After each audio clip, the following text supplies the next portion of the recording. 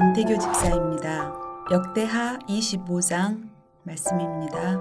아마샤가 왕위에 오를 때 나이가 25세라 예루살렘에서 29년 동안 다스리니라. 그의 어머니의 이름은 여호와따니요 예루살렘 사람이더라. 아마샤가 여호와께서 보시기에 정직하게 행하기는 하였으나 온전한 마음으로 행하지 아니하였더라. 그의 나라가 굳게 섬에 그의 부왕을 죽인 신하들을 죽였으나 그들의 자녀들은 죽이지 아니하였으니 이는 모세의 율법책에 기록된 대로 함이라. 곧 여호와께서 명령하여 이르시기를 자녀로 말미암아 아버지를 죽이지 말 것이요 아버지로 말미암아 자녀를 죽이지 말 것이라.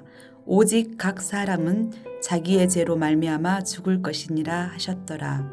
아마샤가 유대 사람들을 모으고 그 여러 족속을 따라 천부장들과 백부장들을 세우되 유다와 베냐민을 함께 그리하고 20세 이상으로 계수하여 창과 방패를 잡고 능히 전장에 나갈 만한 자 30만 명을 얻고 또 은 100달란트로 이스라엘 나라에서 큰 용사 10만 명을 고용하였더니 어떤 하나님의 사람이 아마샤에게 나와서 이르되 왕이여 이스라엘 군대를 왕과 함께 가게 하지 마옵소서.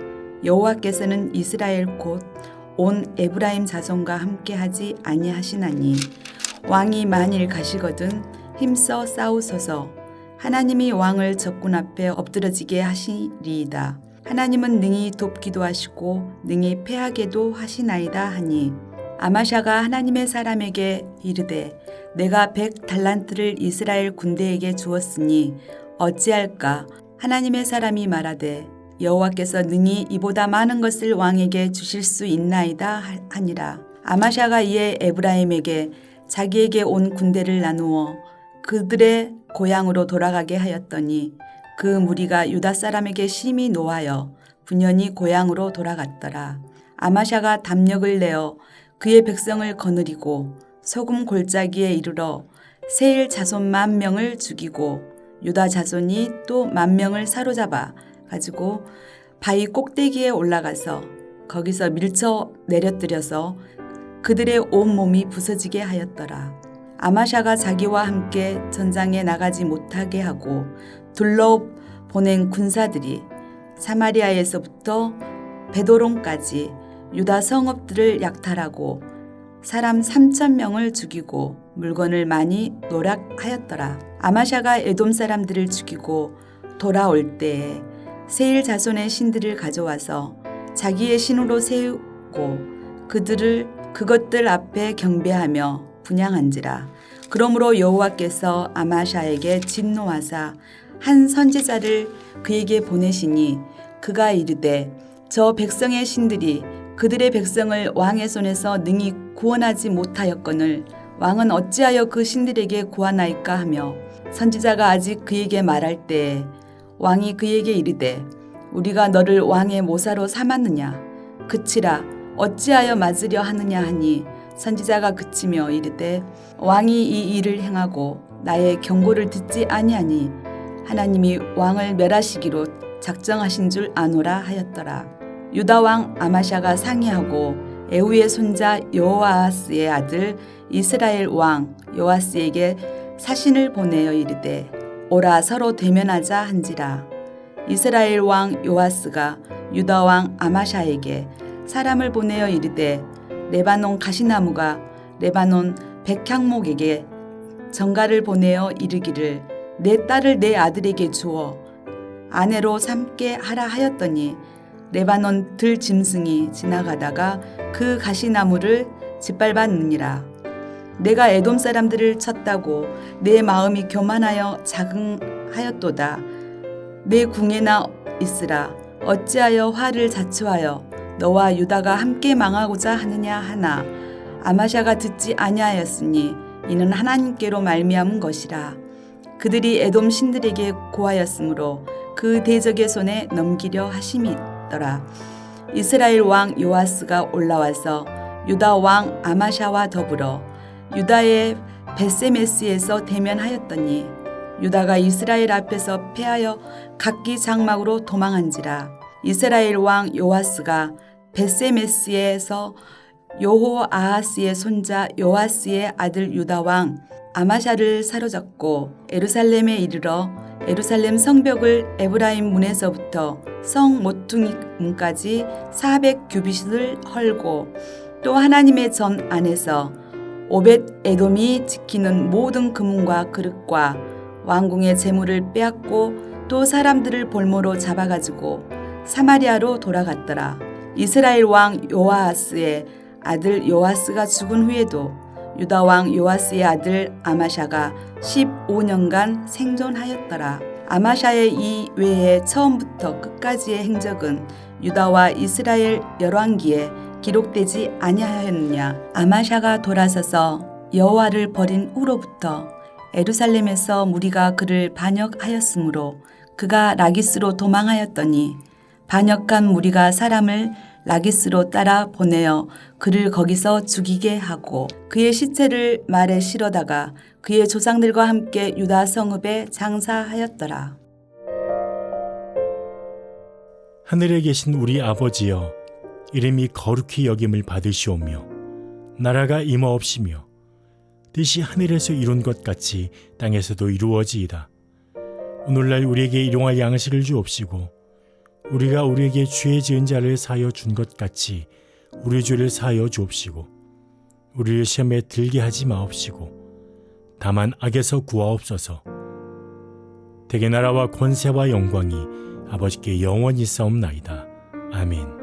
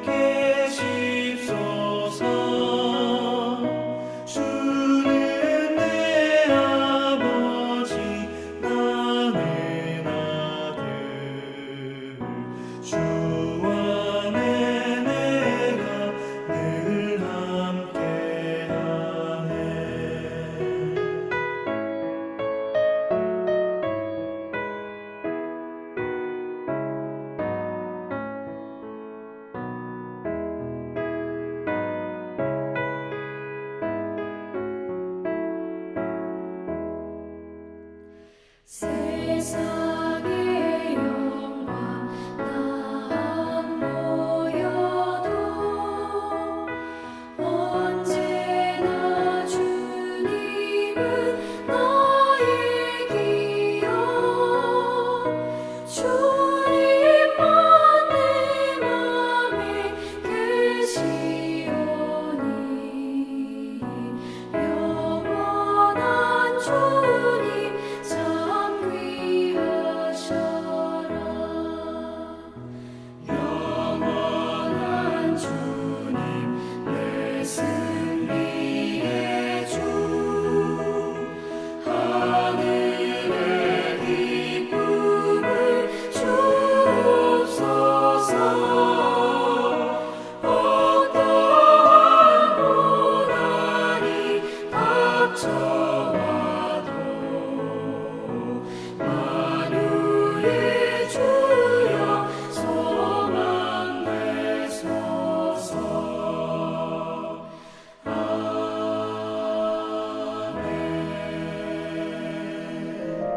사랑하는 성도 여러분, 오늘도 하나님의 은혜와 평강이 그리고 공의와 자비의 다스림이 여러분과 함께하기를 축복합니다. 오늘 우리가 시편 89편의 후반부, 정확히는 중반부입니다. 살펴보려고 합니다. 제가 30절에서 37절을 봉독하겠습니다. 만일 그의 자손이 내 법을 버리며 내 규례대로 행하지 아니하며 내 율례를 깨뜨리며 내 계명을 지키지 아니하면 내가 회초리로 그들의 죄를 다스리며 채찍으로 그들의 죄악을 벌하리라. 그러나 나의 인자함을 그에게서 다 거두지는 아니하며 나의 성실함도 패하지 아니하며 내 언약을 깨뜨리지 아니하고 내 입술에서 낸 것은 변하지 아니하리로다. 내가 나의 거룩함으로 한 번 맹세하였은즉 다윗에게 거짓말을 하지 아니할 것이라. 그의 후손이 장구하고 그의 왕위는 해같이 내 앞에 항상 있으며 또 궁창에 확실한 정의는 달같이 영원히 견고하게 되리라 하셨도다. 아멘. 자, 우리는 어제 시편 89편의 전체적인 개관을 보았습니다. 오늘은 중요한 부분 몇 군데를 좀 살펴보려고 합니다. 자, 먼저 우리는 앞에 1절에서 18절까지 해서 하나님의 공의로운 통치를 보았습니다. 영원히 성실하신 하나님, 그러면서도 영원히 인자하신 하나님. 하늘에서 하나님의 통치가 이룬 것 같이 땅에서도 이루어지이다. 그래서 먼저는 하늘에서 하나님의 영광, 권능, 그리고 공의, 이런 통치가 강조가 됩니다. 그렇습니다. 하나님은 하늘과 땅을 지으신 분이십니다. 우리가 창세기 1장 1절에 태초에 하나님이 천지를 그랬는데, 제가 강조하지만요, 우리말은 이걸 한 단어처럼 만들었는데 아니에요. 히브리어 원문은요, 엘 샤마임, 하늘들, 그리고 에레츠, 땅, 이렇게 되어 있습니다. 그러니까 신령한 세계를 창조하신 하나님, 하늘, 그리고 땅의 물질을 창조하신 하나님, 이렇게 따로 구분이 되어 있습니다. 자, 중요한 것은 하나님께서는 온 하늘을 창조하셨고, 그리고 그것을 다스리고 계신다는 것입니다. 근데 하나님께서는 의와 공의로 다스리시고, 어제 강조한 것처럼 거기에 또 인자와 진실함으로 다스리고 계십니다. 그래서 이 두 가지의 의, 공의와 정의, 그리고 영원한 의와 그리고 삶 속에 구체적으로 드러나는 공평, 이것까지. 제가 어제 건물 얘기를 했지 않습니까? 수직적으로도 바로 설 뿐만 아니라 수평적으로도 똑바로 서는 것, 그 건물이 바른 건물이라고 했습니다. 자, 그러니까 하나님께서는 하늘에서 이룬 그 의로운 통치가 땅에서도 그대로 이루어지기를 원하셨습니다. 그래서 하나님께서는 이 땅에 하나님의 통치를 이루어갈 한 사람을 찾았습니다. 그가 바로 다윗이었습니다. 내가 내 종 다윗을 찾아내어 나의 거룩한 기름을 그에게 부었도다. 찾아냈다. 사실 굉장한 강조입니다. 그만큼 귀하다, 아니 없다는 것입니다. 하나님께서는 다윗을 찾아내시고 다윗을 기뻐하시고, 물론 그대로도 중요하지만은 다윗에게 거룩한 기름, 성령을 부으셨습니다. 그러니까 다윗은 그것을 알았기 때문에 범죄했을 때 주의 성령을 내게서 거두지 마옵소서. 결국 성령님이 다윗에게 하나님의 마음을 부어주시고 하나님의 뜻을 깨닫게 하시고 하나님을 바로 고백하게 하시고 하나님의 지혜와 능력을 부으셔서 하나님의 뜻을 이 땅에서 펼쳐가게 하신 것입니다. 그래서 우리가 예루살렘이라고 부를 때 살렘, 평화입니다. 평화의 도시 혹은 평화의 기초라는 뜻인데, 예루살렘이 예루살렘인 것은 두 개의 보좌가 있기 때문에 그렇습니다. 하나는 하나님의 성전, 즉 하나님의 은혜의 보좌가 거기 있기 때문에 예루살렘입니다. 또 다른 하나는 다윗의 의로운 통치가 있기 때문에 그것이 바로 예루살렘인 것입니다. 하나님의 자비와 의로운 통치. 자, 그래서 하나님께서는 이 다윗을 사랑하시고 다윗에게 기름을 부으시고 그리고 맹세하십니다. 네 자손이 대대로 왕위에 있으리라. 물론 솔로몬이 다윗의 아들로서 성전도 건축하고 하나님의 뜻을 이루었습니다마는 후반부에 실패하죠. 또 르호보암 교만하죠. 결국은 다윗의 후손들, 자, 양면입니다. 하나님께서 맹세를 이루셨기 때문에 그들이 실수했어도 뒤에 말씀대로 채찍으로 때리긴 하지만 인자하심을 영원히 거두지는 않으셨습니다. 자, 솔로몬 때도 마찬가지입니다. 후반부에 솔로몬이 범죄했을 때 하나님이 그를 채찍으로 때리십니다. 그러나 그에게서 하나님의 자비를 영원히 거두지는 않으십니다. 르호보암도 마찬가지입니다. 교만했습니다. 어떻게 내 새끼손가락이 내 아버지 허리보다 굵으니, 이런 말 어떻게 할 수 있어요? 그럼에도 불구하고 하나님이 르호보암을 지켜주시고 성전 그리고 하나님의 이 말씀이 진행되게 하셨습니다. 그뿐입니까? 어린 왕들도 7살짜리, 8살짜리 요시야, 요아스 이런 왕들도 하나님께서 지켜주셔서 다윗의 왕가가 지나가게 하십니다. 그뿐입니까? 바벨론의 포로로 끌려갔지만 다윗 왕조가 무너진 것 같았지만 하나님께서는 또 다윗의 후손 스룹바벨을 세우셔서 하나님이 함께 하심을 보여주신 것입니다. 그러나 우리가 38절 이하에 보면 하나님께서 악한 왕을 징계하시는 것을 봅니다. 물론 한편으로는 아까 말씀드린 대로 솔로몬의 후반부 하나님의 징계입니다. 또 르호보암 애굽 왕 시삭이 와서 모든 보물들 빼앗아가는 하나님의 징계를 봅니다. 그러나 이스라엘 역사 속에 가장 악한 왕이 있었습니다. 바로 므낫세였습니다. 자그마치 이 므낫세는 55년을 다스리지만 모든 악한 짓을 다 했습니다. 그래서 역대하 33장에 보면요, 므낫세가 위에 나아갈 때 나이 12세라. 그의 아버지 히스기야 하나님께서 은혜로 준 15년, 그때 태어난 아들이에요. 이 은혜의 아들이 어쩌면 이렇게 악한지요. 예루살렘에서 55년을 치리하며 유다와 예루살렘 거민이 므낫세의 꾀임을 받고 악을 행한 것이 여호와께서 이스라엘 자손 앞에 멸하신 열방보다 더욱 심하였더라. 여호와께서 므낫세와 그 백성에게 이르셨으나 저희가 듣지 아니한 고로 여호와께서 아수르 왕의 군대 장관들로 와서 치게 하시매 저희가 므낫세를 사로잡아 쇠사슬로 결박하여 바벨론으로 끌어간지라.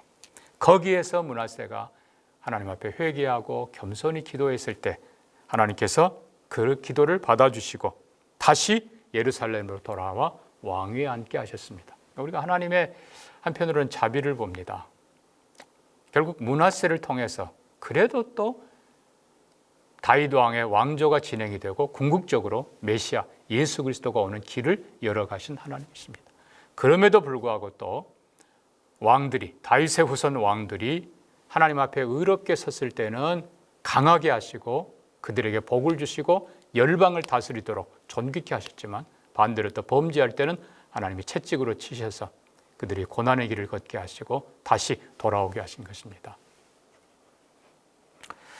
자, 그래서 우리는 주기도 드린 그대로입니다. 뜻이 하늘에서 이룬 것 같이 땅에서도 이루어지이다. 구약시대에는 다윗을 통해서 이스라엘에게 이루었다고 했습니다.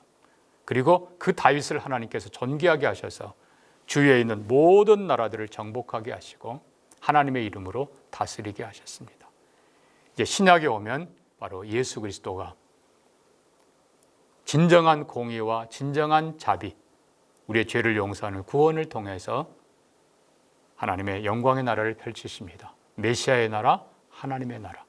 그 공의와 자비의 나라가 이제는 예수 그리스도를 통해서 우리에게 펼쳐지게 되는 것입니다.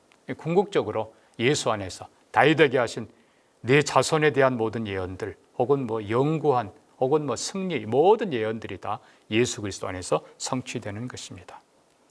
말씀을 맺습니다. 다윗은 그것을 알고 있었다는 것입니다. 그래서 다윗은 시편 145편에 보면 왕이신 나의 하나님이여 내가 주를 높이고 주의 이름을 영원히 송축하리이다. 그러니까 다윗은 자기 자신이 왕이 아니라 하늘에 계신 그 하나님이 영원한 왕이시고 장차올 메시아 그분이 진정한 왕이라는 것을 고백하고 그 하나님의 하늘에서의 다스림이 자신을 통해 이 땅에서도 이루어지기를 기도하며 섬겨 나아갔던 것입니다. 사랑하는 성도 여러분, 우리가 다시 한번 시편 89편의 이 지혜자 에스라인 에단의 이 시편을 보면서 하나님을 바로 아는 우리가 되기를 바랍니다. 하늘과 땅을 통치하시는 하나님, 그리고 다윗과 그의 후손 예수 그리스도를 바로 아는 계기가 되기를 바랍니다. 하나님의 뜻은 이 땅에 다윗 그리고 솔로몬을 통해서 이스라엘이라고 하는 존귀한 나라, 지혜와 축복의 나라를 세웠던 것처럼 훗날 예수 그리스도를 통해서 이 땅에 가장 영광스러운 나라를 세우게 될 것입니다. 예수 안에서 그 나라를 사모하며 예수 그리스도 왕 되심을 존중하며 그의 통치를 기쁘게 받으며 그 나라가 이 땅에 모든 나라 민족에 확장되는데 충성스럽게 섬기는 우리 모두가 되기를 바랍니다. 같이 기도합니다. 하나님 감사합니다. 완전하고 영원한 공의와 자비를 행하시는 하나님의 하늘의 통치가 그리고 다윗을 통해서 이 땅에도 또한 펼쳐지는 것을 믿습니다. 하나님, 다윗의 후손 예수 그리스도를 통해서 이 땅에도 하나님의 공의와 하나님의 자비가 펼쳐지는 것을 우리가 또한 믿습니다. 원하옵기는 예수 그리스도 왕이심을 우리가 더욱 고백하며 백성으로 신하로 더 충성할 수 있도록 은혜를 내려주시고 마침내 이 세상 모든 나라가 예수 그리스도가 다스리는 나라가 될 것을 우리는 믿습니다. 그 나라를 위하여, 그 나라가 이 땅에 온전히 확장되고 실현되기 위하여 더 충성하고 헌신하는 우리 모두가 되게 하여 주옵소서. 우리나라와 그리고 저 북녘 땅도 하나님의 공의와 자비가 펼쳐지도록 은혜를 주시고 하나님의 나라에 기쁘게 동참하도록 역사해 주옵소서. 감사하며 예수님 이름으로 기도합니다. 아멘.